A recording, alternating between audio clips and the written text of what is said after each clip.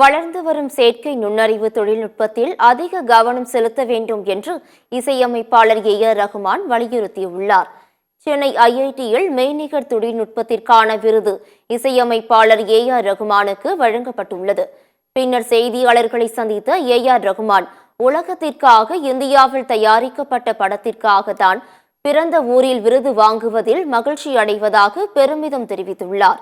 இந்திய இளைஞர்கள் திறமை வாய்ந்தவர்கள் என்று குறிப்பிட்ட அவர், அவர்களின் ஆற்றலை வெளிக்கொண்டு வர வேண்டும் என்று குறிப்பிட்டுள்ளார். நமது நாட்டின் வளர்ச்சிக்கு தொழில்நுட்ப வளர்ச்சி அவசியம் என்று கூறிய ஏ.ஆர். ரகுமான், புதிய தொழில்நுட்பம் இந்தியாவில் இருந்து உருவாக வேண்டும் என்று கேட்டுக்கொண்டுள்ளார்.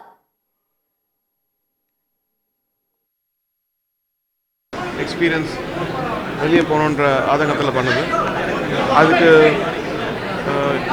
எல்ஏல ஹாலிவுட்டில் ஒரு அவார்ட் கிடச்சிது, அதுக்கப்புறம் 2 அவார்ட் கிடச்சிருக்கு. ஸோ இங்கே இது கிடைச்சது எனக்கு பெருமையாக இருக்குது. எல்லா பக்கமும் வேறு தேங்க்யூ ஸோ மச்.